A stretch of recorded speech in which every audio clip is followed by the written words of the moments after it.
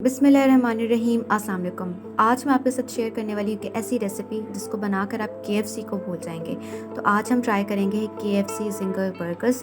तो आइए रेसिपी को स्टार्ट करते हैं। सबसे पहले हमें चाहिए होगा 1 किलो थाई का गोश्त। थाई का गोश्त तो हमारे पास नहीं, मगर हमारे पास पूरी थाई मौजूद है। तो सबसे पहले मैं आपको बताऊंगी कि थाई से जो है वो बोन कैसे अलग करते हैं। सबसे पहले जिस जगह बोन है वहाँ पर हम बड़े बड़े कट्स लगाएंगे। इसके बाद जो वो छुरी की मदद से जो है हम गोश्त से जो है वो हड्डी को अलग कर देंगे। फिर इसके बाद जो बड़ी वाली हड्डी नज़र आ रही है वो हम सेपरेट कर देंगे। इसके बाद हमने क्या करना है कि गोश्त को हैमर करना है। इसका मकसद ये होता है कि जब हम इसके ऊपर के जो लेयर्स चढ़ाएंगे जिंगर की, वो जो है ना वो उसके ऊपर एक तो अच्छी तरीके से चढ़ जाएंगे, दूसरा ये कि चिकन जो है वो मोटी नहीं रहेगी। अगर आपके पास ये नहीं तो आप ग्लास का इस्तेमाल कर सकते हैं। जब ये अच्छे तरीके से सारी जो है वो चिकन हैमर हो जाएगी, इसको हम साइड पर रख लेंगे। अब बारी आती है हमारे पास मसाला जात बनाने की। ठीक है, अब हमने सबसे पहले क्या करना है कि एक बाउल ले लेना और सारे मसाला जात जो यूज़ करेंगे वो ये है। एक हमने सबसे पहले लेना है अंडा। इसके बाद हम इसमें डालेंगे नमक, तकरीबन 2 टेबल स्पून जो है वो सॉल्ट का डालेंगे, 2 टेबल स्पून काली मिर्च, 2 टेबल स्पून हम इसमें डालेंगे लाल मिर्च।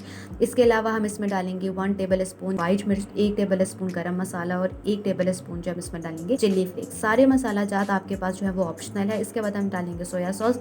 सोया सॉस तकरीबन 1 टेबल स्पून, चिली सॉस डालेंगे वो हमारे पास होगा 1 टेबल स्पून, और इसके अंदर इसमें डालेंगे सिरका, वो भी हमारे पास होगा तकरीबन 1 टेबल स्पून हम इसमें डाल देंगे। ठीक है, तमाम स्पाइसेस आपके मुताबिक होनी चाहिए। इसके बाद हम इसको अच्छे तरीके से मिक्स कर लेंगे और जो थाई का जो गोश्त है जिसको हमने हैमर किया हुआ है वो हम इसके अंदर अच्छे तरीके से डिप करते चले जाएंगे। बेसिकली हमने इसके अंदर डिप करना है और इसको जो है वो मैरिनेट होने के लिए छोड़ देना। आप ओवरनाइट भी छोड़ सकते हैं, 1 घंटे के लिए छोड़ सकते हैं, मगर मैरिनेट ज़रूर करना। दूसरी तरफ जब मैरिनेट हो जाएगा, एक बाउल में हमने ढेर सारी बर्फ़ लेनी है और पानी डाल देना है। ठीक है, अब हमने क्या करना है कि जो हमारे पास मैदा है उसके अंदर हम लोगों ने डालना है ये जो गोश्त है। ठीक है, अब हमने इसको पहले अच्छे तरीके से हाथ से प्रेस कर लेना है। कुछ देखिए आपको पहली ही लेयर नज़र आ रही होगी जिंगर की। इसके बाद हम इसको करेंगे पानी के अंदर डिप करेंगे, पानी से निकालेंगे। फिर इसके बाद हम इसके ऊपर मैदे की कोटिंग कर चढ़ाएंगे। ये अब आपके ऊपर डिपेंड करता है कि आप कितनी जो है वो क्रिस्प पसंद करते हैं। ठीक है, जितना ज़्यादा आपको होगा पसंद आप उतना कोटिंग चढ़ाते चलेंगे जाएंगे। हमारे पास ये कुछ इस तरीके से सारा जिंगर्स रेडी हो चुके।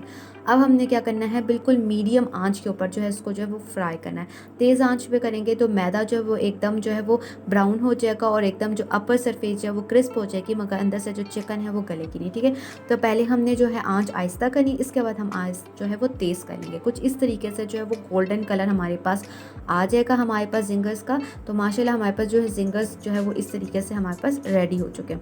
अब हमारे पास क्या कि इसी तरीके से हमने बाकी कर लेना है, जिंगर्स फ्राई कर लेना है। दूसरी तरफ हम बर्गर्स बनाने के लिए सबसे पहले सारे बर्गर्स को तवे के ऊपर हल्का हल्का सा जो है वो सेक लेंगे तेल लगा के। ठीक है, हम ज़्यादा प्रेस नहीं करेंगे वरना जो है वो बर्गर्स की जो शेप है वो ख़राब हो जाएगी।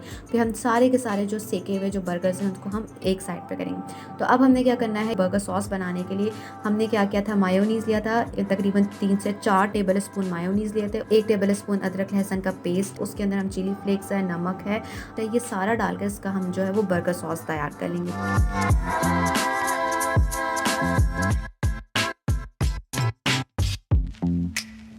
ठीक है, अब हमने क्या करना है, ये बर्गर सॉस तो हमारे पास तैयार हो चुका है। नेक्स्ट स्टेप में हमने क्या करना है कि जिंगर्स तो काफ़ी बड़े बन गए हैं। अब हमने बर्गर्स के अकॉर्डिंग जो है इसको हमने कट कर लेना है। ठीक है, अब हमारे पास क्या है, सारे जो जिंगर्स हैं उसको हमने बर्गर के अकॉर्डिंग कट कर लिया हुआ और हम उसको साइड के ऊपर रख लेंगे। हमारे पास क्या है कि जो दूसरी तरफ हमने जो बर्गर सॉस बनाया हुआ था वो हम जो है वो थोड़ा थोड़ा जो बर्गर्स के ऊपर डालेंगे। बाज़ारी सॉस भी आप यूज़ कर सकते हैं, मगर मुझे ये लगता है कि जो होममेड जो बर्गर सॉस है वो बहुत ज़्यादा अच्छा बनता है। इसके बाद हमने क्या करना है कि सारे जो मायोनीज़ वाला और अदरक लहसुन वाला जो पेस्ट और जो चिली फ्लेक्स है, नमक है, इसका हमने जो पेस्ट बनाया था वो उसके ऊपर लगाने के बाद अब हम इसके ऊपर रख देंगे, जिंगर्स रख देंगे।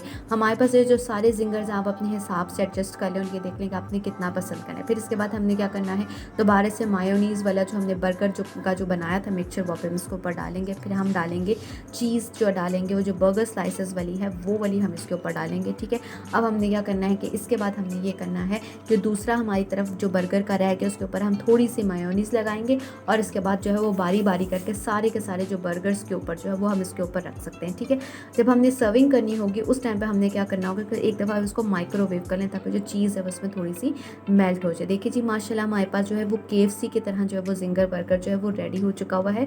ये इतनी आसान सी रेसिपी है कि अगर आप जो है वो कम बजट में जो है वो जिंगर्स खाना चाहते हैं तो आई होप जो है डील्स लेने से तो बेहतर है कि आप जो है वो घर पे हो जो है वो तकरीबन 1 घंटे के अंदर जो वो ढेर सारे बर्गर बर्गर्स तैयार कर सकते हैं। तकरीबन हमने जो है वो 8 बर्गर्स तैयार किए थे और लागत जो हमारे पास सिर्फ 1000 रुपीज़ आई थी। तो 1000 रुपीज़ में ढेर सारे जो बर्गर्स हमने जो है वो तैयार कर लिए हैं। उम्मीद है कि आपको ये रेसिपी ज़रूर पसंद आएगी। नेक्स्ट वीडियो के लिए अल्लाह हाफिज़।